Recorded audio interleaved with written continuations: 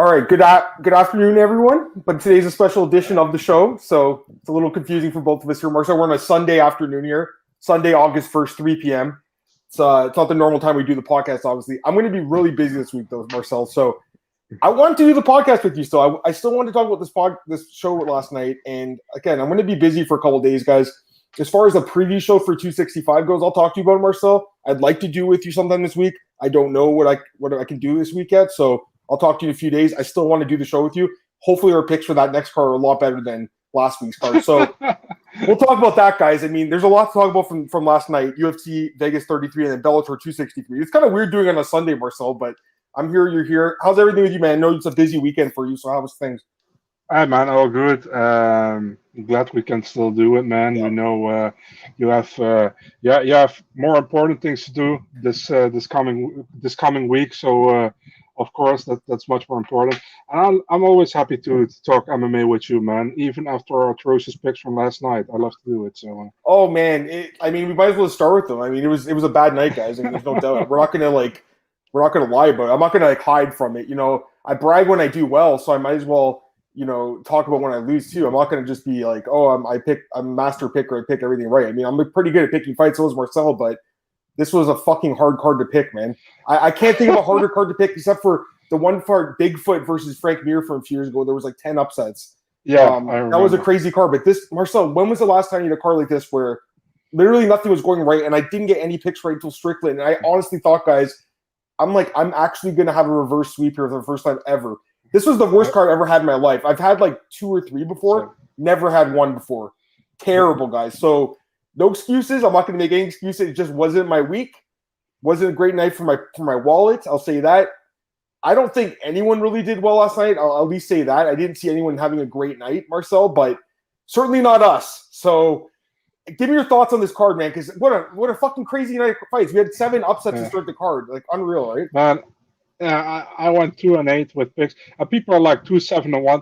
I'm like, no, motherfucker. You also didn't call the draw, so that's a bad pick as well. So that's just a O for you, you know. So so many people are like, oh, I'm 5-4-1. No, you're 5-5 in that case. But yeah, man, I have some bad picks. You know, it is what it is. You know, and it was a fun card, man. I really enjoyed the card. You know, I mean, sometimes you have bad picks and there's a bad card, and you're like, You know, and now it's like you have bad picks and it's a fun card. And I'm like, yeah, all good. You know what I mean? It's that's how I feel too. I mean, listen, I've been doing this, and Marcel's been watching the sport for a long time. I understand. It seems like there's a lot of people that are new to MMA, and I get that, especially at a night like this where there's a lot of upsets. A lot of people lost money, right? Mm-hmm. I've had the experience of losing money and winning money in the past, Marcel. So I've had nights like this where it just doesn't go your way. It sucks, but the good thing is the sun always rises tomorrow. So I know there's a lot of people right now that are like, they probably lost their money last night and they're probably really upset. And I get it, guys. Trust me. But we have a card next week. You can bounce back. I'll bounce back. So will you. So, yeah, it sucks. I hate getting my picks wrong. I hate losing my bets. So it was just an awful night. But it was an amazing night of fights. I thought the fights were amazing. I got to talk to this guy, Born Again. It's one of my favorite guys here. Sanhagen Phillips killed me last week. Rafa Barbarian killed me this week. So who's the genius that parlayed them both? This guy right here for -120. And that parlay lost. Kossi lost. He was winning this fight and lost. He gassed out and lost. De Paula got smoked. She lost. It's like crazy. I actually had a couple underdogs and they both lost. England too. Terrible. I can't even explain how bad this is, Marcel. Like, it was just such a bad night of picks. Like, it's just so awful. Like, but again, it was all up. It's not like I was picking all the upsets and then favorites won. You know what I mean? That's a little different. This is where all the big favorites were going down almost every fight. It's just insane. Like, I haven't seen a card like this again since the Bigfoot and Mir one where they had 10 upsets in that card. We had 6 upsets and a draw. Marcel, the draw plus 5,000 odds. If you put $100 on that, you would have won 5,000 on the draw. So that would have been pretty nice. Born Again says he's hammering Menifield Fizzy have gone. Yeah, we'll talk about that card this week. Honestly, I've just started looking into it, but again, I'm going to be super busy this week. So I want to do it with Marcel, but it's not going to be until like probably a little bit later, I would say in the week if I do it. You know what I mean, Marcel? So I'm not 100% sure about a 265 preview, but anyways, we'll talk about it.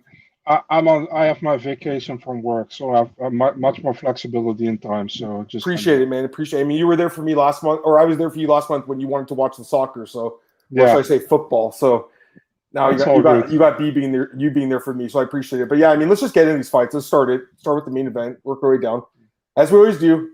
But again, I just wanted to say, like, I'm not running for my losses here, guys. I'm not going to mince words and say, like, oh, whatever, move on to next week. It sucks. It fucking hurts. I hate losing. It sucks. It makes you feel dumb. It makes you feel like you don't know what you're doing. But there's going to be nights like this. And I'll say this.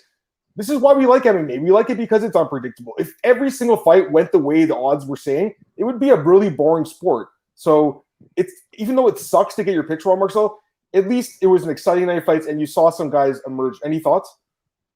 Yeah, man, I'm always like this, man. Listen, I had a year like 2 years ago where almost every card I picked negative, or I had an even, either 5-5, 6-5, and that was bothering me. That's like 3 years ago. And I'm kind of competitive with these picks, Listen, still on a good way, on a friendly way, but I want to have a good, I want to have my picks correct. And now I'm like, I had an event with 12-0, 9-1. I had one event last week, wasn't that great, and now it was pretty damn awful, I never had this awful. My worst card, I think, was 3-8 or something, and that was a Brazil card where from a few years ago, where I think Moraes was on the main card. I'm not sure anymore, but that was my worst card for forever, I think, that one. Yeah. And it was 3 picks correct, and now I have 2 picks correct. So this is my worst card ever. This is my worst ever. The worst one I had ever was I think it was Verdum versus Volkov. That was a fucking hard card too. Remember that one, Verdum Volkov? Like, I don't think anyone's really picking. Let me take a look at that card again. I remember. Yeah, I remember having a bad night that night. I just want to see what else was on it. Yeah, there was a lot of upsets that night. I'm just looking at it. A lot of upsets on that card too. Like Paul Craig gets Goliath. That was on the same card. Oh my god! I mean, that was a crazy card too. So, and Cajun Johnson beat Stevie Ray. I mean, there were some big upsets on that card. Remember that one? Just some of these. Something. It sucks when the bad nights stay on your head. You know what I mean? Like, I've had a lot of good nights in MMA too, man. This year, the Adesanya Blachowicz card was a great night for me, and there was a few other nights, but. Last night sucked, so it happens. I want to talk to Borg again because I know this guy's in the same boat as me. He says they should have both been draws, arguably for sure. I mean, that third round could have been. I think the Phillips for sure was a draw, though. He didn't sleep well. And you know what, man? I've been there, dude. I've been there. Lost significant amount of money in the past, and it sucks. It's like you go to sleep. You don't want to sleep. You just want to like look at the odds and see what else you can bet on to get it back. I totally understand how you feel, man. But again, it's a long-term game, guys. Remember that. So. Even though it sucks, Marcel, we still have, 20 cards left this year. We'll bounce back. We'll get back. Mm-hmm. I just really hope we never have a card like this again because as fun as it was to watch, it was a tough night. The only good thing is with Oddsbreaker where we do the picks with everybody else. I think pretty much nobody had a good. Yeah, I was gonna say at least nobody did good on that one. Yeah, even some of the smart guys there. Daniel, what's up, man? Yeah, Sunday, just because I got a busy week, so we're going to talk about. We're here till 4. We'll do it for an hour. Hey, Doug, what's up, man? He's asking about Strickland. We'll talk about it in 1 sec, but we're going to talk about that fight. And he was saying he had a draw in the Chavez fight under and good. Saved me. That's good, man. Yeah, you mean Gooden, I guess. Yeah, that was crazy. Okay, let's just get into it. Let's start with the main event. Work our way down. Yeah. Sean Tarzan Strickland, my man. The only pick I got right the whole card. Comes out there and puts on a decision performance against Hall here. It was a good performance. He wins a decision. I mean, it wasn't the best fight of all time, but I mean, listen, you know how hard it is to fight Uriah Hall. Like, this guy is such a good striker that can knock your head off at any second. When you think about it like that, like Strickland did a good job, I think, in this fight. His jab looked amazing, Marcel. Landed 186 significant strikes, attempted 428 significant strikes. He was pumping that jab out. And that is not easy to do, man. Your arms get tired, they fall down, and he was still pumping it out in the 5th round. Also landed 4 takedowns in this fight, Marcel. 7 minutes of top control. Pretty dominant performance. And there was one part where he actually hurt Hall and he fell down to his back. They didn't count that as a knockdown, but the replay showed that he did hurt him with a punch behind the head or behind the ear. Remember that, Marcel? He got rocked. Now, I think he could have finished Uriah Hall. That's the problem I have with Strickland's fight, is that I think he could have finished Hall. And there was one point in the fight where he went for a takedown, kind of like Lofton did against remember Contender Series, the fight where Dana White was pissed against Algeo. So I see a lot of people talking about that, and honestly, like, it does bother me a bit too because I think he could have finished Hall with ground and pound at that point. But it's still not an easy fight against Uriah Hall, and Strickland won the fight, and he's won 5 straight fights now, 4 straight fights at middleweight. Marcel, I think this guy is a legitimate top 10 guy. I think he could beat a lot of top 5 guys too. Don't know if he beats Izzy. That seems like a bad matchup for him just because he's fighting another striker, although he does have a ground game. But I think, he fights a guy like Paulo Costa, guys. I think he can win that fight. I think he could just out-jab Paulo Costa for 5 rounds or 3 or whatever it is. He'd have to watch his chin. He's been KO'd before, but I like Strickland, man. I think he looks good. I want to get your thoughts, and I'll get the comments. But what do you think of his performance? I know it wasn't the most exciting fight, but he looked pretty good, I thought, man, overall. What do you think? Strickland is kind of a guy where his basics are really solid and good, and he's just overall all around very strong. You know what I mean? I don't think there are certain fighters that have that special thing where they can stop a fighter anymore, like Uriah Hall gets knockout. Strickland has knockout power, but doesn't have that like Uriah Hall, in my opinion. But he is super solid in what he does, and he does it very well.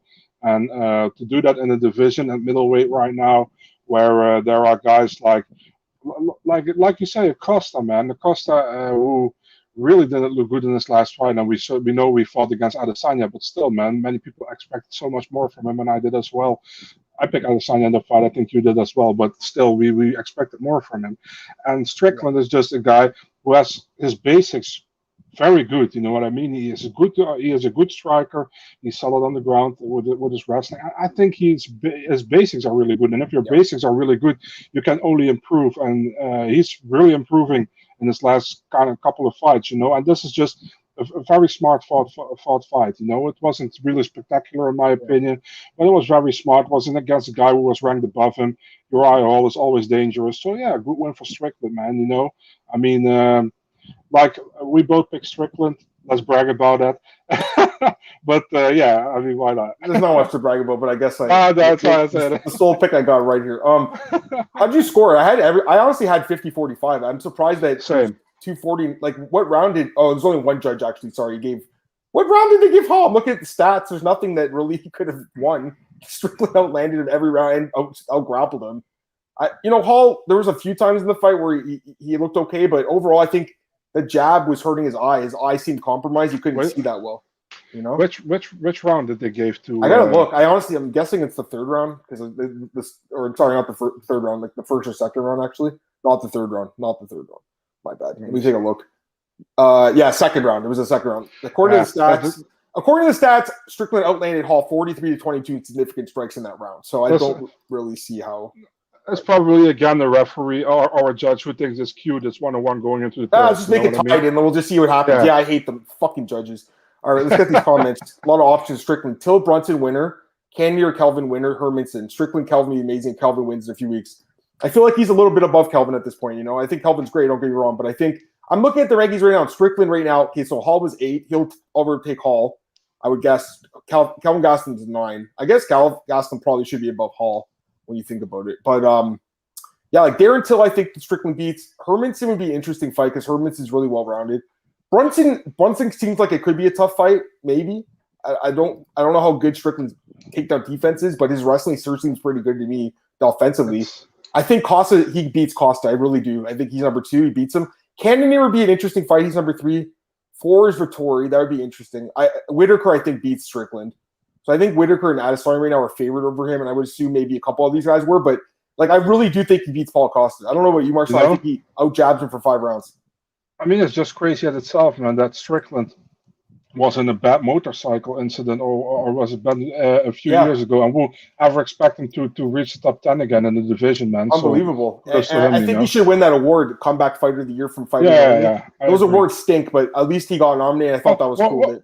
What's with that weird thing with those awards that they do like half a year of that year and half a year of this year? I'm looking at the Fight of the Year and they had fights from last year, and it's weird to me. I know COVID kind of interrupted. Anyways, that's a different conversation. But still, it's just weird. It's just bizarre. Matt's just talking about Holland. You know what? I literally thought about that fight too, because especially that part where Strickland was talking to Hall, which I love in his fights how he talks to his opponents. But at this point, Holland, who's he fighting next? Kevin Holland got a fight. Who's he fighting? He's fighting Dawkins. Yeah, he's fighting Carl Dawkins. So that's a bounce back fight for him, basically. Although he still might get out grappled in that fight. So yeah, that's what I'm saying. They're basically like, can you fight a guy who's not even in the top 15 that can grapple? If you can't even grapple with him, you're in trouble. So Daniel says he's got great fundamentals. I agree. Can Usman give away anything Chandler against Chandler? Hey, what's up, man? He's asking about Chandler and Justin. That fight's amazing. They just got announced 268. And Usman definitely, I think, can help him out because they obviously train together at Sanford. And now he's training with Justin at under Whitman. So yeah, I think that's interesting. And by the way, The one guy really surprised me, Rafa Garcia. When I saw that he was training with Trevor Whitman, I was like, holy crap, he's definitely going to win this fight. I can't believe he lost this fight. I'll talk about it in a few minutes. Because of MMA matching, you often see others like Strickland rise out the average to the top end of the sport. Maybe, I mean, the guy's just really good. I've actually always liked Sean Strickland. I remember his first fight against Bob McDaniel in the UFC. I was blown away by his performance back then, Marcel. And that was think about it. He's been grinding for 7 years in the UFC. It's not like he's new. It's just that he had 2 years off because of his motorcycle accident. So the guy was forgotten about. I completely forgot about him until last year when he fought Marshman. And then it's like, I'm all on the Sean Strickland bandwagon. Now, I understand he might not be everyone's cup of tea. The guy definitely says some stuff. Like last night, he's like, I really want to kill someone in the octagon. It's going to feel good. Weird to me. It's kind of weird. Like, he's definitely kind of a strange guy, and everyone's calling him a psychopath and stuff. And, I don't know if that's the right term. I definitely think that the guy's a violent dude, and I think he's in the right profession, quite frankly. I mean, I think people forget what these guys do for a living. You go in the cage, you beat the fucking shit out of your opponent. That's your goal. It's to destroy your opponent. It's to make them not even fight anymore, to obliterate them. And I like that he has that mindset. I know he didn't finish this fight, but Sean Strickland has that mindset that it's a fight to the death. And I've heard him talk about that in the past. He's willing to die in the octagon. I truly believe that. So I love the guy personally, but I can see why he's not everyone's cup of tea. He's talking about murder. He's talking about masturbation and everything like that. So yeah, Pablo says the card was weak. I'm not sure if I agree. I thought it was a pretty good card. Anyways, what were you saying? I mean, he talked about Jenna Hayes against. Yeah, James I know. Lynch. I saw that. He has good taste. That's all I can say. Yeah, James interviewed him about that. Anyways, anything else on Strickland, or do you want to go to the next fight? Let's go to the next one, man. Well, I got to be honest, guys. I'm not completely shocked that Buys won because I thought that maybe she could out wrestle de Paula because we knew that was her problem. And right away, as someone who picked de Paula, and I know you probably felt the same way. As soon as that first takedown landed, I was like, "Oh, this is a losing pick." I knew it right away, but I didn't expect her to get head kick knocked out, and that was an absolutely incredible knockout, perfectly timed knockout. I really didn't expect this from Cheyanne Buys, guys, and she needed this knockout. She really did. She talked about it after how she basically is broke, and she moved from Dallas to Vegas with JP Buys, her husband, left everything behind, and basically they took a huge loan out, and she was banking on herself winning this fight, and she got the win. She also said she was saying how she makes 10 and 10, but she got the 50K, so she'll pull in 70K minus taxes and stuff. I guess still a great night for Cheyanne Buys, though, Marcel. I mean, again, I got to be honest. Like I was wrong about her, guys. Like I'm still not sold on her because of that fight with Ruiz, but I was definitely wrong with this one. I'll eat my words on what I said about her, man. She looked phenomenal in this fight. Give me your thoughts on this performance, man. She looked good, man, but what the hell was Gloria de Paula thinking to stand up like that? You know what I mean? And also, if that kick landed 1 second earlier, she would have been DQ'd because de Paula had barely her hands off the mat. But yeah, good kick, She stopped her, very good from Cheyanne Buys. Gotta say, man, the UFC wants to create sort of a feel-good story with the 50K to her and that she cries about it. Maybe raise the fighter pay. You know what I mean? That fighters don't have to be in depth or whatever. You know what I mean? And people can say it's just her second fight in the UFC. Yeah, but I still think the salary cap has to go up.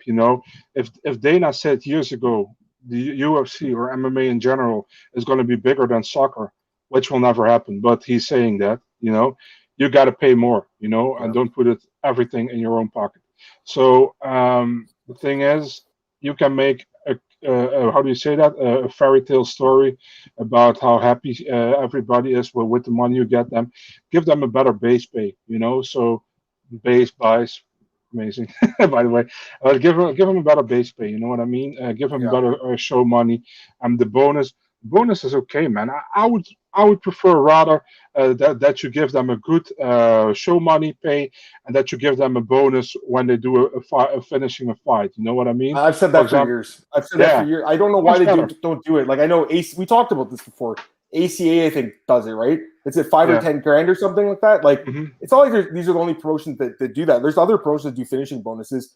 I think it's great, and I've seen people say the argument be like, "Oh, well, that's promoting violence." Are you fucking kidding me? This is MMA. You're supposed to be violent. Who says that? I've heard that argument before. Like, UFC doesn't want to promote violence. They're on ESPN. They don't want to give out money for a knockout. I'm like, what are you talking about? So I've heard that argument. It's the dumbest thing I've ever heard.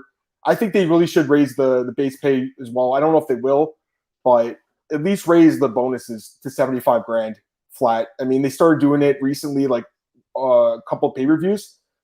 But I think at this point, maybe even if it's just for the pay-per-views, which I don't love, but if you just did it for the pay-per-views, at least it's something. You know what I mean? Pavlo's asking if you're watching Brave. Are you watching Brave right now?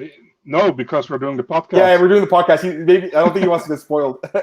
We got 40 minutes here, and then we'll get out of here, guys. Okay, so who do you match her up with, Baze? Just quickly. I'm looking at the rankings. I mean, listen, like I'm not saying that being de Paula gets you ranked, but Felice Herrig is ranked number 15. She barely fights. She's someone that Baze could beat, I think. Maybe they put her in there with Herrig. What do you think about that? Interesting, or you know what I do? I've matched her with Jinju Frey. You could do that fight too, yeah. But are they still? They trained at Safes at Fortis, right? Yeah. I don't know if she's still in contact. Yeah, I don't know if with some teammates. So I don't know if they play each other. That's the only thing I don't know. But sure. I mean, Frey looked good in her fight too. Okay, now this fight. I mean, we really didn't even know if it was going to happen until basically like half an hour before the card started. It got really pulled. Weird. It was so weird. It got pulled, then it got put back on.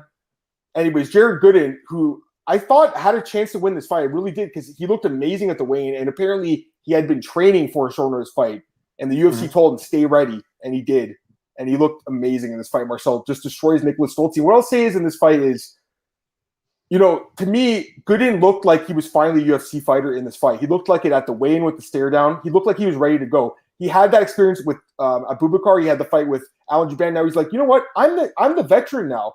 And I'm going to knock this guy out. And I know Stoltze looked okay in his last fight, and he was the favorite here. But, I mean, this was just a great performance by Jared Gooden, man. Knocks him out, gets his first win. Didn't get a bonus, Marcel, which sucks for him. But either way, gets a great win over Stoltze. And give your thoughts on this fight, man. Yeah, very solid showing by Jared Gooden. He stopped Stoltze pretty much very soon, I think, just over a minute in the first round. Yeah, I'm going to be honest. I thought Stoltze would have won this fight. He didn't. Gooden did. So he looked much better, He got first 2 fights in the UFC. I think his debut was against Alan Jouban. Was a competitive fight, but Jouban was better. And he got pretty much, I think, dominated by Abubakar Nurmagomedov the last time they fought. He's 0-2, right? Well, he was 0-2 coming into this fight, right? 1-2 now. Yeah, now he's 1-2. He looked good in this one, man. Maybe this is a new start for him. And let's see what's happening next for him. He wants to be back as soon as possible, so maybe we will see him back very soon. Yeah, and to be fair, this guy, I mean, like the matchmaking's been pretty tough. I mean, I know Alan Jouban's retired now; he's an older guy, but he's still a really good striker, and that was not an easy fight. Yeah, I think he took it on short notice, if I'm not mistaken, either. Yeah, and then Abubakar, I mean, that fight was weird because I thought that Abubakar was going to wrestle him, and he chose to stand and trade, basically used his jab.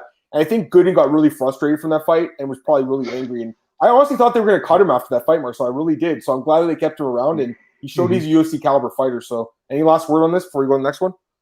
Nah, man. All right, so your boy Melsick, man, gets the knock over Anglin. And you guys know I liked Anglin. And I was looking at the staff picks. A lot of people picked Anglin. Nick picked him. A lot of people did. Cole as well. So I wasn't alone on this one, Marcel, but you were right about this one. I'll give you props, man. Your boy Melsick looked incredible.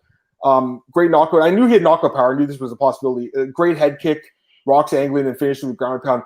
I still want to see him tested against someone who's going to shoot for takedowns, because Anglin really didn't shoot as much as I thought he did, as he would. Yeah. He did shoot. He got one takedown. I think it was the end of the first round, which was good to see. But I thought he was going to wrestle this guy the whole time. I didn't think he would stand and trade with this guy. And I know that this dude is really elusive and hard to grab to. But yeah, I mean, Melsick looked great. Marcel, your thoughts? Dude, every punch, every kick Melsick throws is to knock you out, and that's you hear that with every impact, like tack, tack. You hear every time he throws something. And I expected Anglin to do much more wrestling as well, man. But he tried to take him down once. He got him down, but Melsick was up pretty soon after he got him down. So Melsick did great, man. He finished him in the second round. Looked very good in that fight, but definitely a striking. I agree with you, man. I would love to see him against a guy who can grapple or who grapples him, and let's see how he does then, But overall, a good finish by Melsick, and I think a much-deserved $50K bonus, man. Yeah, no, for sure. I agree with that. Anglin's a popular dog this week. Melsick only has some of the most ferocious strikers on his team. The guy's an absolutely devastating striker. And we knew he was a good striker.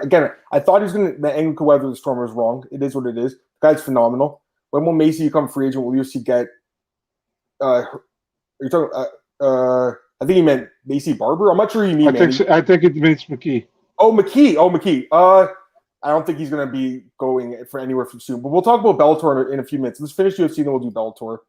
Lima's fighting MVP. Yes, that is correct. And I'm assuming it would be Amosov versus Jackson too, Pavlo, and that would be a great fight. So, but yeah, I think the MVP Lima rematch is good. All right, a few more fights left, and we'll talk about Bellator too. I want to talk about that card. But I've got to talk about this fight: Brian Bam Bam Barberena and Jason Witt. Amazing fight. Fight of the night. Love the fight. Still can't believe Jason Witt won this fight. Honestly, this one blows my mind. And he's the guy who landed the knockdown in this fight too. He was knocking down Brian Barberena. So, two thoughts on this fight. Number one, Jason Witt, the glass chin. Maybe he doesn't have as much of a glass chin as a lot of people thought. And number two, Brian Barberena, after that surgery and the life-threatening injury he had, Marcel, he's lost 4 of his last 6 fights now. I mean, it looks like he's on a bit of a decline. Lost to Jason Witt here. It was a great fight, but he still lost. What do you think, man? Yeah, but I think it was a very fun fight to watch. I spoke to Brian a little bit after the fight, and he was like, "It was an amazing fight. You always know when I fight, you won't be bored." How did you score, by the way? I didn't ask you your scorecard. 29-28 for Witt. That's what I had too. I did have that as well. I saw that someone had a draw in here. That's why I was asking. Please go ahead, Marcel. Yeah, I think some people scored a 10-8 for Barberena. I saw one judge scored a 10-8 for Witt in the second round. It was crazy to me. But I think 29-28 Witt is the correct scorecard. And it was a great fight. I think definitely the third round where Witt grabbed for his mouthpiece, man. And Barberena was like, hell no, dude. You're not going to grab for the mouthpiece. He was almost gone there at that moment. And but yeah, a little bit too late for Barberena. Witt won the first and second round by also using his wrestling as takedowns, man, controlling Barberena on the ground, and he knocked him down. So yeah, good win for Witt, man. Still, yeah. I mean, Barberena indeed didn't look as solid as normally, but maybe he come back from a huge surgery, and it was a life-threatening surgery he had to do, because I don't know exactly what was happening, but it was a life-threatening thing he had. He had the speed surgery he had. Yeah. So let's see the next fight how he does, man. But yeah, good win for Witt, man. What can you say? I mean, this is his biggest win of his career by far, I think, and let's see what's happening next for him, man. It is, and I'm assuming this was the last fight in his deal because usually they sign 4-fight deals, so 2-2, and they'll probably re-sign him. So this was a huge win for this guy. I mean, it really was. He needed this win to save his career in the UFC, and he got the job done. Get these comments again. We're going to talk about Bellator in a minute, and we just finished the last 3 fights here. McKee's followers, Mike Danis, didn't see that happening. Yeah, Antonio McKee, he fought once in the UFC.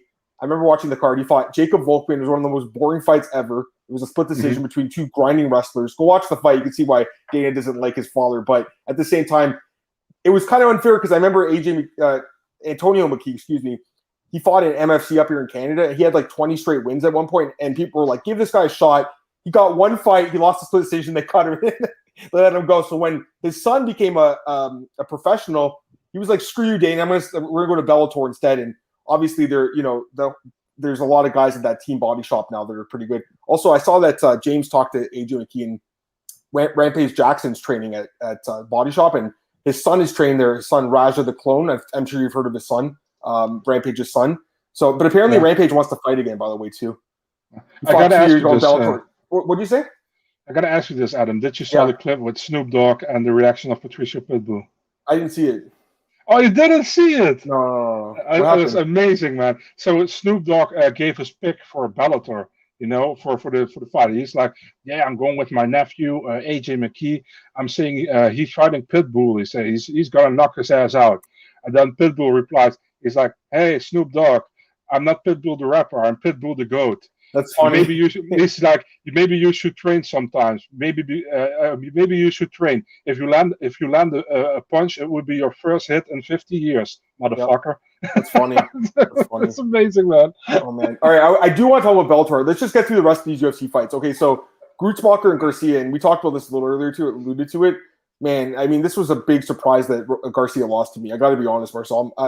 And me and you had the same score. We both thought Garcia won this fight. I mean, it was super close. Don't get me wrong, but he had a lot of top control, guys. 6.5 minutes. Like, that's a lot of control. I understand Grootswalker landed him 100-72. That's not like a massive difference. Like, I don't hate the decision. I get it because Grootswalker did do more damage. It reminded me of the Sandhagen Dillashaw fight, but that's why it's confusing. It's like you get a fight like Sandhagen Dillashaw, one guy does a little damage, but they give the guy the control to win.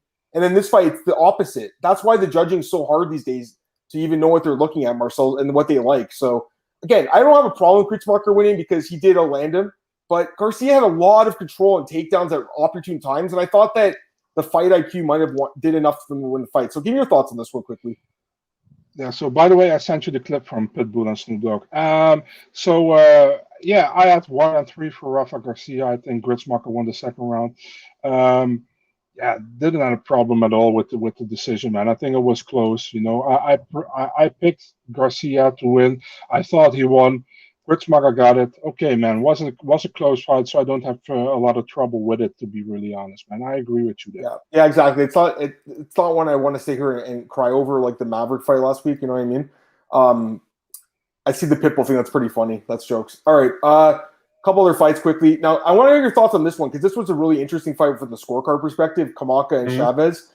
So a lot of people. I was watching Twitter when I was watching the fight and just seeing what people were saying because I thought it was a really close fight.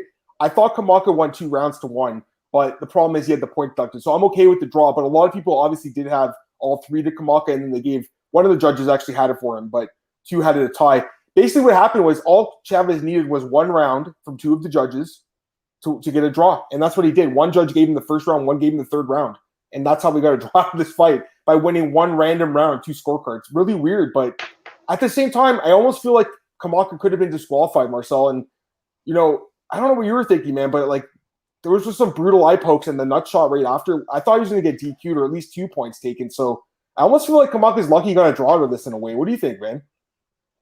Yeah, we don't agree on that, to be really honest, man. Give me your thoughts. I had a 30-27 for Kamaka with the point deduction 29-27. So the thing is, the eye poke was much worse than the groin shot. I think the groin shot even missed the groin and maybe slightly touched it, because you never can say he didn't touch him, but it was on the belt, in my opinion. It wasn't on the cup, and maybe he grazed it. I don't know, but for me, it wasn't that bad, And Herb only took the point because he didn't took the point for the eye poke, and he could have. I would have been much more okay with him taking the point for the eye poke than taking the point for the groin shot, But it was like 1 + 1, and it's 2, and now we're gonna give you how do you say that, a point deduction. Yeah, man, I think it was. There were close rounds, man. Don't get me wrong. I think Kamaka won all 3 rounds, but still, were close rounds. We know there was going to be some fuckery with the point deduction because always, because in a close fight, maybe that judge see this one and that judge see this one. You say one judge gave the first round to Chavez and one judge gave the third round to Chavez. So I mean. Yep. What can you say? So a draw, yeah, why not? But the only thing that annoys me is that the UFC keeps another win bonus in their pocket. Yeah, we talked about that. It'd be nice to just give it away as extra bonus. Give it to Jared Gooden. Give him the win bonus in this fight. Yeah, no, I feel the same way. I see Daniel says he cashed a bet in the draw. Congrats, man. All right, a couple more fights here quickly we'll talk about. This one I barely even want to talk about, but Junior Frey won against Ashley Yoder. It was a pretty boring fight. Kind of surprised Yoder couldn't get the grappling going here. I mean, Frey's not that big, but I think Yoder's going to be released after this. She's 3-7 now in the UFC. I think that's it for her. What do you think? I think they really like her, man. I don't know. 3-7. I know, man. But I think they really like her. Maybe they give her another one, but normally, that should be it for her. Although I really like Yoder as well, but probably this is it for her indeed. Yeah, I don't know. She just didn't show enough. She hasn't shown enough in her fights, and it's funny because the last fight she had with Angela Hill, there was one point in the fight where her chin was way up in the air, and I tweeted about it, and they put my freaking tweet on screen saying, like, Ashley Yoder's chin is up in the air, like, the striking defense needs work. And I can't believe they actually put that up there because it's a little bit critical, but it's true. Then in this fight's happening, Paul Feller's like, her chin's right up in the air. They're literally the same thing that I talked about in the last fight she did in this fight. So just not improving in the striking. I know that technically she outstruck her according to the strike stats. That seems off to me. It didn't seem like that when I was watching the fight, but it is what it is, man. I think that's going to be it for the UFC. That's what I think. Maybe they'll give her one more because she has been losing to pretty tough girls, but Marcel, 3-7, all 10 fights went to decision. No excitement, nothing. No finishes ever. She's never been in a fight that went inside the distance. That's crazy. Now, this fight, Adeshev and Benoit, I thought this was actually a really fun fight too. A little bit underrated. I think people aren't talking about it enough. That first round was absolutely bananas. A crazy first round. Adeshev looked really good in this fight. He looked good in that first round with the kicks. And then Benoit dropped him at the end of the round. How did you score that round? Did you score it for Benoit or for Adeshev? I think it was for Adeshev, man. Listen, man, you can't finish out 4 minutes in the first round where you get pretty much his leg got destroyed by Adeshev, man, in that first round, you know. Oh, by the way, I just saw yeah. it. Brett Okamoto just tweeted he broke his leg in the fight, guys. He literally broke his leg in the fight. He was on one leg in this fight. So what a tough dude, eh? Honestly. Yeah, amazing, man. But yeah, I saw many people saying like, yeah, he got the knockdown, so he got the round. It ain't kickboxing, people. You know, if it's a close round, definitely. If it's a pretty much even round, definitely. I think Adeshev was leading pretty big in that round, you know, and he got knocked down. He didn't get finished at all, or close to a finish, in my opinion. So I gave that one to Adeshev. I don't know how I scored it exactly in the whole. I think I scored it 30-27 for Adeshev, although. Or maybe I scored a 29-28. I scored the last round for Benoit. That's possible, I think. Yeah, I think 29-28. Kevin. Yeah. Well, I want to get this comment from Kevin. Kevin, is the fibular head the leg? Because I just Googled it quickly. He's a doctor. He's going to know. I want to know, Kevin, if you can tell us. Kevin Nicholson here. He's in the chat. Okay. I just quickly Googled it. I'll be honest with you. So I want to hear what he says. Also, by the way, Sean Strickland set a middleweight record with 186 significant strikes landed. Just saw that too. What were we going to say? Okay. He says lower leg. It was a broken leg.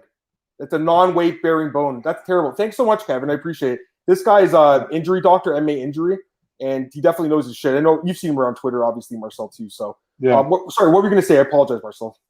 Adeshev broke his hand in the first round, I think, as well. So. What a crazy fight. These guys, what they do, they just go to war, man. It's just crazy. Yeah. But yeah, like I was saying, Strickland landed flyweight. Significant strike. Yeah, you know, for a flyweight fight, this was a pretty damn good fight, you know. Well, sometimes these fights can be a little bit low output. These guys were going at it, man. They were trying to hurt each other. All right, last fight. What do you think they're going to do with Ryan Benoit? What do you think they're going to do with Ryan Benoit? I don't know, because I feel like, you know, he's been losing. I do think he beat Tim Elliott in the last fight. I honestly do. And the fight with Alateng was split decision. So, and again, he fought Brandon Moreno tooth and nail. I still think the guy's competitive, but again, actually, I'm looking at his record 3-6. He's almost like Ashley Yoder territory. But in my opinion, he deserves another fight, man. I think they're doing one more because flyweight's weak. Yeah. Maybe like Tyson Nam or something. Maybe do something like that. I'm not too sure who's like at the bottom of the division. Someone like that. Malcolm Gordon. Malcolm Gordon, Figueiredo, Chris Boutinho. If he comes back, if he fights a flyweight, you could do that fight. That'd be a Cody Durden. That'd be a sick fight. Which one? Cody Durden. Is he okay? Yeah, he's still on the roster. Jimmy Flick retired. Yeah, which sucks because that guy's really fun. They don't have a lot of fighters at 125. I agree. I think they'll keep him for one more, and he's a pretty exciting guy. But you know, he hurt his leg badly in this fight, obviously, and he still went for it, man. He was still coming forward. That's incredible. That's incredible. So the UFC loves those kind of guys. I think, you know what? Now that I think about it, they're going to keep him around. But Yoder, though, I don't think they keep her around. I mean, why would they want to keep her around? She's not even exciting, Marcel. I know that the matchmakers like her. I get it. Sean Shelby definitely likes her and stuff, but you got to win fights too. It's not a charity here. You got to win fights to stay. You have to. It's not. We're not giving people spots on the roster. If you don't deserve it, you're not going to be here. That's just unfortunately that's just the way the UFC looks at it. All right, last fight, and we'll talk about Bellator. Ryan Cossie loses to Phil Rowe, and man, this sucks because I had a bet on Cossie, and he was absolutely dominating the fight in the first round, then gassed out, just like his brother did. I'm surprised because Ryan never gassed out in any of his fights. He's never gassed out in the fight with Matt Dixon, Marcel. The gas tank looked amazing. The third round finish. What the hell happened here? How did he get this guy gas out? What are your thoughts on this one, man? Second round finish for TKO. I have no idea, man. I mean, I had the same thing. I was like, man, this is just like his brother pretty much, you know. He also gassed out against Palatnikov. So, yeah, I know. I picked Cossie. I think I thought he looked very good against Dixon. You know what I mean? And, I mean, Rowe. Yeah, Rowe was a fun fighter, but not really impressive so far. But he looked good, man. He stopped him with some solid combinations. So really good on Rowe. Looking forward to what they're going to do next with Rowe, man. But for Cossie, man, I don't know, man. Yeah. I hope they keep him for another fight. I mean, the guy I think is talented. For sure. But the gas tank just worries me again, just like his brother. I can't believe it. I'm just hoping it was an adrenaline dump because it was his UFC debut. And we've seen that happen before. But I was just reading a quote with him. I think I was on his Instagram, and he was saying that his hand felt numb after the first round. So that's not good. I don't know what happened. Like, I wonder why that happened. But, yeah, I mean, good for Rowe, man. He saved his job with the win, Marcel. He really did. So, Phil Rowe, man, I mean, he surprised me. Good win for him. All right, that's it for UFC Fight Night Hall versus Strickland. Any last words before we move on from this card to Bellator? We can go to Bellator, man. Let's do it. So I know you guys want to talk about this, and I do too. AJ McKee, and I gave Marcel the props on this one because I was having a hard time picking this fight. I ended up picking Pitbull. It was like I said it on last week. I was like 51%. Like it's the slightest lean ever because I honestly don't even know. And I wasn't surprised AJ won. I knew this fight was going to be really, really good too. And I think the fashion he won though did surprise me. The fact that he knocked him down with a head kick and then choked him out cold. I mean, kind of cold. He came back up, but he was out for a second. It was a good stoppage by Mike Beltran, by the way. I know he was pissed about it, but I think it was a good stoppage. But I'm not surprised AJ won. He's amazing. He's 18-0. He's one of the best in the world. But again, Marcel, the fact he went in there and destroyed Patricio Pitbull, who's never been finished before, aside from breaking his leg or whatever against Benson Henderson, he's never been finished. This is incredible what this guy just did. Give me your thoughts, man. By the way, I'm a bitch ass, man. I said it's technical submission, not submission like many people say. It is technical submission. They need to change that Tapology. I'm looking at that right now. Yeah. So, I mean, and I got to say, man, I picked McKee first, but yesterday I went to Adam. I was like, I got a feeling Pitbull is going to win, man. So I got to be honest here. You give me prop for it, but I went back and I changed my pick. So I've got to be honest here. Yeah, man, very good showing by McKee again, man. What can you say? This dude has done amazing in this tournament, has done amazing so far in his career. This guy is actually, in my opinion, the real Bellator talent. You know what I mean? It's not a guy like MVP or James Gallagher, who are good fighters, you know what I mean? But this is a world-class talent that Bellator has, you know, and this is a guy who proved himself against the best in the game in Bellator right now, you know, and he actually defeated the Bellator GOAT, Pitbull, last night by first head kicking him and after that stopping him with a submission. I mean, amazing by AJ McKee. What else can you say, man? Yeah. The dude is still super young, has so much to gain in his career still, and he's a champion in one of the biggest promotions of the sport. You know what I mean? So, I mean, yeah, perfect, man. I'm really happy for McKee. He looked really good. For Pitbull, I'm sure he will come back. You know, I heard that McKee didn't want to go back to featherweight. He wants to go to lightweight. So he's likely. I wouldn't be surprised if they do an immediate rematch. I'm pretty sure Pitbull wants that loss, wants to get that in a win back. You know, and for McKee, he can get a two-way champion. So it's an interesting fight, I think, but I don't know if they're going to do it immediately. I wouldn't be surprised. I think AJ wants it, and Pitbull definitely wants to get this one back, so probably they're going to do it. So, yeah, amazing fight. What else can I say, man? The lead-up was amazing. Yeah. The fight itself was amazing, you know, and now we're going to see what the post-fight thing is going to happen. So we'll say about this. Go ahead. By the way, Pitbull was very... how do you say that? Gracious in defeat, man. I gotta say that because many people are always talking crap about Pitbull being a disrespectful. Before, dude was super respectful. Yeah. Gave AJ huge props for it. So all good, man. Respectful goat in Bellator for me. Yeah, glad to see. You know, are you surprised that they didn't interview him right after the fight? I am. I got to be honest because they usually, you know, I'm not saying they usually do losers, but they usually do, like, he's the greatest fighter in Bellator history, right? They didn't interview him. It looked like he wanted to talk to John McCarthy. I don't know if you saw in the back, him and Eric Alberstein were arguing with John McCarthy. Like, they probably wanted to talk, but at that rate when they were talking, the confetti started flying down off the ceiling. So I guess they were just like, you know, we're not giving you an interview. Like, you could talk in the press conference. I'm just saying, I thought that he would get a chance to address the audience. That's all I'm saying. But either way, it doesn't matter. McKee looked amazing. 18-0 now, Marcel. In MMA, all of his fights in Bellator. You know what's crazy? I'm just looking at his record. He was an amateur before he became pro, and he was 6-1. He actually lost one fight, and the guy who he lost to is 3-4 as a pro. Somehow he lost to this guy. I saw that. That's crazy, eh? So yeah, that guy. What's his name? Christian Espinoza. That guy's the GOAT, apparently. Christian Espinoza. When you get your ass kicked, it's nice to be easier. It's easier to be nice and humble. Very true. No doubt, man. I'll say this too. Do you think Pitbull looked really small in this fight? I thought he looked small. Didn't he? Like, you know, because he's talked about bantamweight before, right?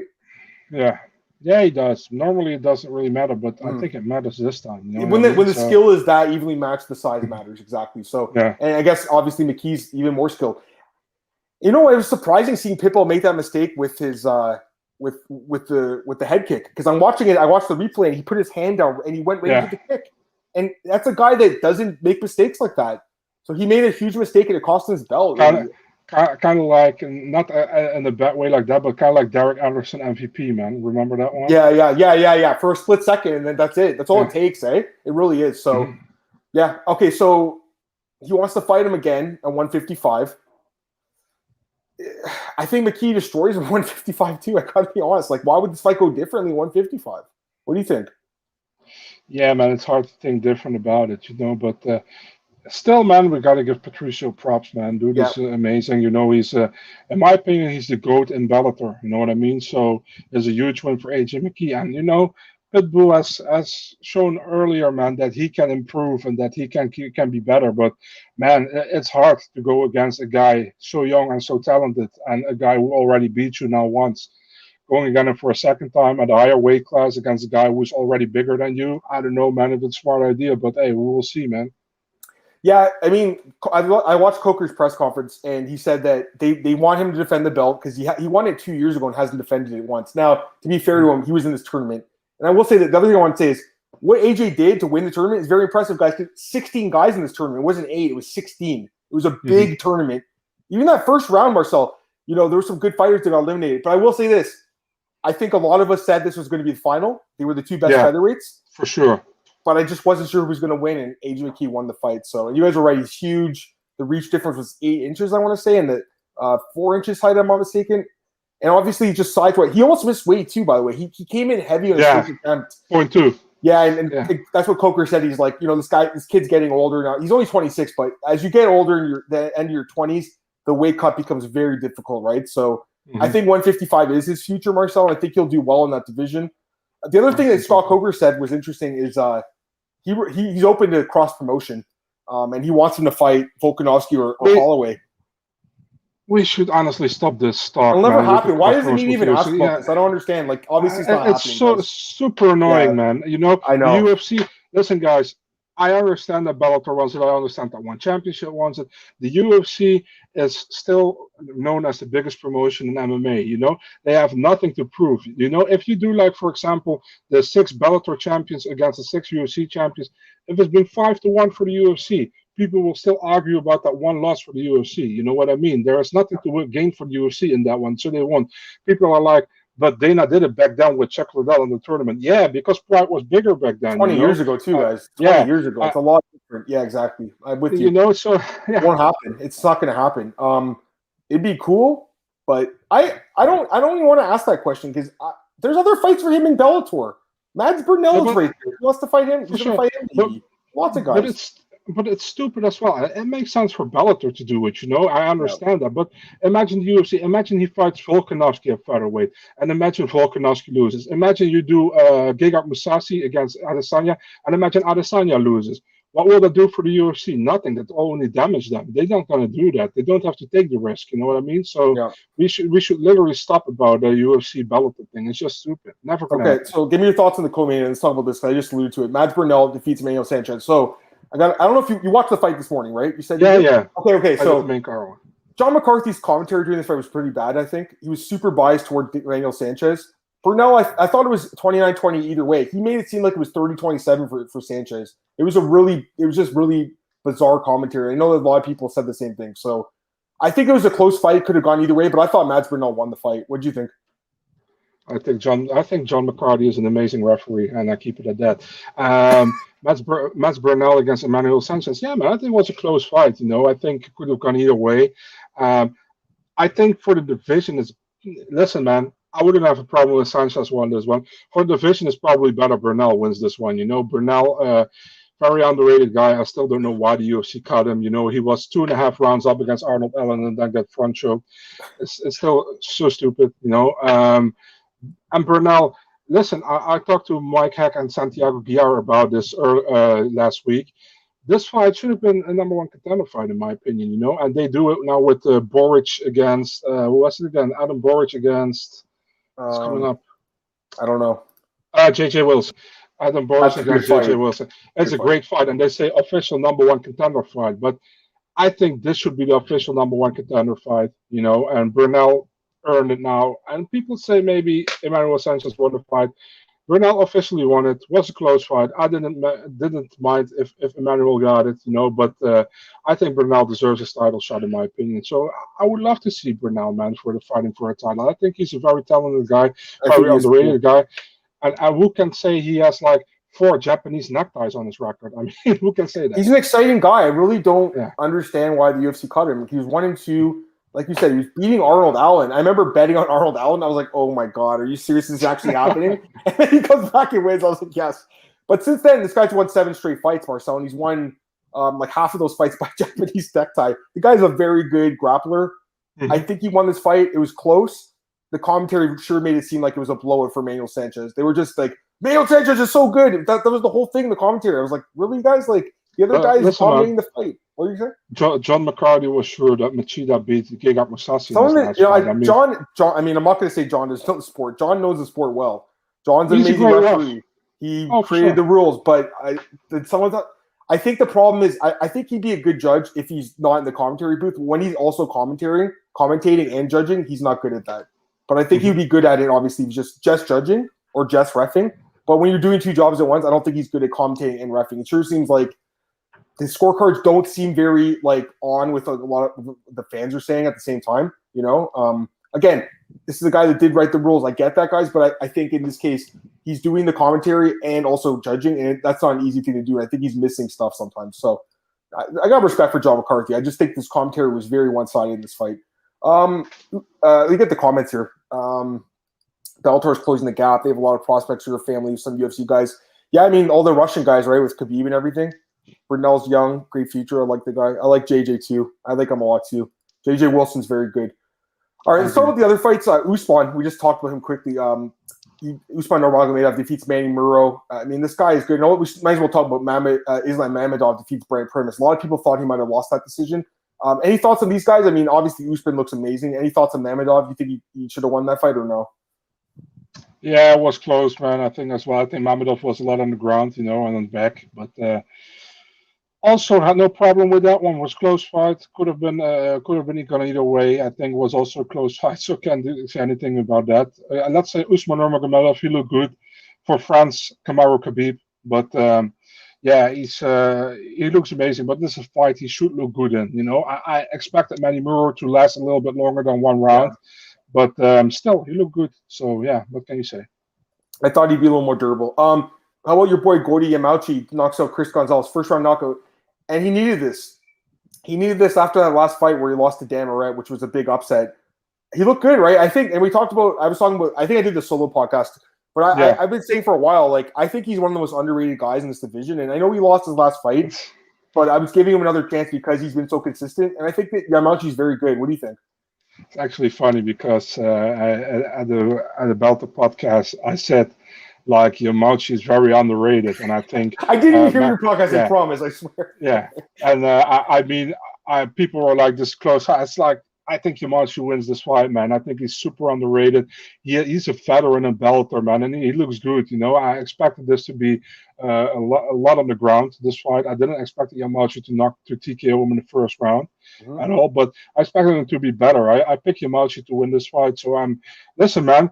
We should have picked the Bellator fights because we would have done a lot better than the UFC fights, honestly. But good win for Yamauchi. He needed this one after losing that close fight to Dan Moret. So a good one, man. Yeah, I was talking to Cole, and Cole said he went 1-9 in UFC, and then he went 10-1 in Bellator. He only got McKee wrong. So yeah, I mean, listen, man, it was one of those nights. Let's talk about a few more other fights here. Vanessa Porto defeats Joanne. I didn't catch this fight, but a lot of people said this was a bad decision. I haven't seen it. Okay. Did you see the Gadzi Rabanov guy? He knocked out Daniel Carey. I saw the knockout. Yeah, I gotta say, man, the prelims are hard for me to track down, man, at this moment. So I haven't seen those. Only the finishes that were visible on Twitter or whatever. Yeah, exactly. That's basically what I'm asking you. So apparently that dude, I think they took him to the hospital right away. I mean, it was a bad knockout. I mean, this guy Rabadanov's obviously very good, just like a lot of these guys that Khabib is cornering. By the way, I saw someone joke that Khabib's he's gonna be 30-0 as a quarter before he gets 30-0 as a fighter, because I think he's like undefeated right now as a quarterman. The guy's very good. Just a couple other fights quickly. Kassan Magomed-Sharipov, Marcel picks up a second round TKO win. Josh Jones defeats Johnny Cicerno, second round TKO. My boy Georgie Karakonyan defeats Kiefer Crosby. Georgie's such an underrated guy for so long. I love the guy. And Brian Moore defeats Jordan Winsky to open up the card. Any other thoughts on that? I know you want to talk about the insane one. I love the guy, man. One more thing, man. We gotta say it, man. If we talk about fighter pay, Joshua Jones and Johnny Cisneros at 4K to show and 4K to win. That's very little, in my opinion. So we gotta say, if we say something about the UFC, we should say something about Bellator as well if it's there. That's not enough for a pro fighter. Yeah, I agree. Kassan Magomedsharipov, man, I was happy to see him win in his debut, man. Dude is a big talent. I mean, he got some solid training partners as well, man. He got his brother as well. And Kassan has looked good, man. Before I've seen him fight in Fight Nights Global, I think, in the combination event with the Eagles something. So looking forward. This was a short notice opponent for him. He was supposed to fight somebody else. So I'm looking forward who they match him up with in the next event. Yeah, no, me too. Any other thoughts on this card? Pablo, if you have any thoughts on the card, you can throw them in there too. What were you going to say, Marcel? Usman Nurmagomedov will fight on that Moscow card. Scott Coker. Yeah, I saw. Well, that's the thing, though. Scott said it's also a fluid situation where COVID, they might not even end up having that card. That's the plan. I think it's October 6th or something, I want to say. Definitely October. Yeah, Fedor is fighting. Did they announce his fight yet or no? I don't know where he's fighting. No. That's what I'm saying. They haven't announced that yet, and it's not that far away. The rumors were JDS, I believe, right? And Josh Barnett were kind of the two guys. They were the rumors. Overeem as well. But Overeem signed with Glory, so I don't think he's going to fight him. I think it's going to be JDS. I think they'll do that fight. I think they're going to sign JDS. It's actually funny because a Dutch kickboxing coach, he posted a picture with Overeem when he was in Croatia, and he's like drinking some tea with Overeem, who is preparing to fight Rico Verhoeven in Glory soon. And so many people wrote about it, and after that he deleted the picture, and he's like in Croatia drinking tea with Overeem. The last part wasn't there anymore. By the way, your boy Henry Hooft is Dutch, right? He's from Holland? Yeah. Yes. So apparently, and I love Henry at Stanford. I didn't realize that he has a gym in Toronto too called Marine something. Let me check what it is. Mm-hmm. He's got a gym in Toronto, so I gotta check it out sometime. Apparently, according to the website, he comes here once a year. I was just reading on his Instagram. I didn't know he had a gym here where I live, so that's pretty cool. 2 gyms in the world: Stanford MMA, and the other one is called, I'm gonna double check, Marine Kickboxing in Toronto. So that's pretty cool. Okay. I don't really train anymore, but that is pretty awesome. All right. Gotta tell you something about Henry Hooft. So he had an interview in Dutch with one of the guys I do a podcast with on Monday, and he was about 4th of July, like last month, and the interviewer asked him like, 4th of July, did you do anything special? He's like, yeah, for me it's just pretty much normal day. He says there's nothing special. I see some fireworks. So the guy interviewing is like, are there special, the fireworks? Not at all, man. It's like those Americans are going crazy with those fireworks, and I'm here like, is that all? It's different with us in The Hague in the Netherlands. And the interviewer is like, yeah, it's going pretty well there. It's like, yeah, we lighting cars on fire and stuff. That's funny. Pablo's saying Jack Swagger. I think he wanted the fight, but I didn't think it was official by any means. Was it? I don't think it is, right? No disrespect, but I'm really not. Yeah, after that last fight where he got rocked by that dude, I don't know. Like that, I don't think it'd be good against Faber, but it would be a big fight because of his name. I think that's it for today, Marcel. Honestly, there's nothing else I really want to say, and we've been here for an hour, so appreciate you guys who joined in the comments today, man. Thanks again. It was a different day, obviously today's Sunday and a different time, but yeah. So this week's gonna be crazy. I'll let you guys know. I'll try to do a podcast with Marcel later this week to break down 265. Definitely won't be a podcast tomorrow and Tuesday, but maybe we'll try for like Wednesday or Thursday. I'll let you know, Marcel. Honestly, I'm not sure what's going on this week, but plug your stuff, man, and we'll get out of here. But tell everyone they can find you and everything you got going on this week. You guys see the light difference, by the way. It's getting dark now outside. So it's Big Marcel24 on Twitter and Instagram, and MMADNA.nl, wherever you can find it, Twitter, Instagram, Facebook, YouTube. Whatever you want, guys. Just type in the name and you will find it. There you go. On Twitter, at MMadMartin, you can find me, podcast, MMAOddsBreaker.com, YouTube, iTunes, Spotify, all the places you can find our podcasts. Definitely listen, guys. Appreciate everyone who joined in. Like I said, I want to do it this week with Marcel. I've got to see what's going on first with my family. So maybe later this week. But if not, Marcel, I mean, it was a lot of fun, man. I'll see you very soon. I'm just trying to think what else. All right, bjpen.com. Got a lot of news out today, guys. If you go to the website, did a lot of grinding today. Taking a few days off of work this week, which is going to be nice. I haven't had a day off in a couple of years probably, so it's nice to get a few days off. But yeah, I'll probably be a dad the next time you guys see me, so that's going to be cool. Peace out, Masio. Peace out, Pavlo. Peace out, Marcel. Have a great day, everyone. Thanks again for joining us. Peace.